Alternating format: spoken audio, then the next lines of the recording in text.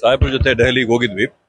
ದೆಹಲಿಯಲ್ಲಿ ಈಗ ಸಾಹೇಬ್ರದ್ದು ಯಾವತ್ತು ಪ್ರಮಾಣ ವಚನ ಸ್ವೀಕಾರ, ಯಾವಾಗ ಗವರ್ನರ್ಗೆ ಹೋಗಿ ಮೀಟ್ ಮಾಡೋದು, ಭೇಟಿ ಆಗತ್ತದೆಲ್ಲ ಚರ್ಚೆಗಳು ಇವತ್ತಾಗಿತ್ತು. ಅದಕ್ಕೆ ಸಾಹೇಬ್ರ ಜೊತೆಗೆ ದೆಹಲಿಗೆ ಹೋಗಿ ದೆಹಲಿಯಿಂದ ಇವತ್ತು ಅವರು ವಾಪಸ್ ಬಂದರೆ ನಾಳೆ ಶಾಸಕಾಂಗ ಸಭೆನ ಕೂಡ ಕರೆಯಲಾಗಿದೆ 4 ಗಂಟೆಗೆ.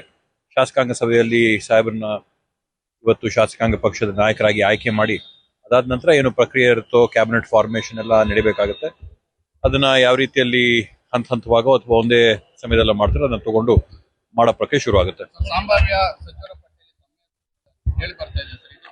ಅದೆಲ್ಲ ಸಂಪೂರ್ಣವಾಗಿ ಹೈಕಮಾಂಡ್ಗೆ ಬಿಟ್ಟಂತ ವಿಷಯ. ಅವರೆಲ್ಲ ಏನ್ ತೀರ್ಪು ಕೊಟ್ಟು ಏನ್ ಮಾಡ್ತಾರೋ ಅದನ್ನ ಪಕ್ಷ ಏನ್ ಜವಾಬ್ದಾರಿ ಕೊಡ್ತೋ ಆ ಪಕ್ಷನ ಜವಾಬ್ದಾರಿನ ಮಾಡಕ್ಕೆ ತಯಾರಾಗಿದ್ದೀನಿ.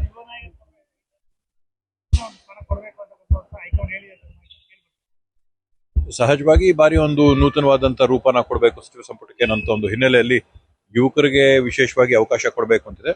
ಆದ್ರೆ ಅದೆಲ್ಲವಕ್ಕೂ ಕೂಡ ಹೈಕಮಾಂಡ್ ಏನ್ ತೀರ್ಮಾನ ಮಾಡುತ್ತೆ, ಹೈಕಮಾಂಡ್ ಏನ್ ತೀರ್ಪು ಕೊಡುತ್ತೆ, ಇವತ್ತೇನು ನಮ್ಮ ಭಾವಿ ಮುಖ್ಯಮಂತ್ರಿಗಳು ಏನ್ ತೀರ್ಮಾನ ಮಾಡ್ತಾರೆ ಅದರ ಆಧಾರದ ಮೇಲೆ ಅವ್ರು ಯಾರ್ಯಾರಿಗೆ ಅವಕಾಶ ಕೊಡ್ತಾರೋ ಅದಕ್ಕೆ ಯಾವ ಜವಾಬ್ದಾರಿ ಕೊಡ್ತಾರೋ ಮಾಡಕ್ ತಯಾರಾಗಿದ್ದೀವಿ. ಹಳಬರ್ಗೆ ಹೊಸಬರಿಗೆಲ್ಲ ಗೊತ್ತಿಲ್ಲ, ಬಟ್ ಏನ್ ಅವಕಾಶ ಆಗುತ್ತೋ ಆಗುತ್ತೆ. Thank you.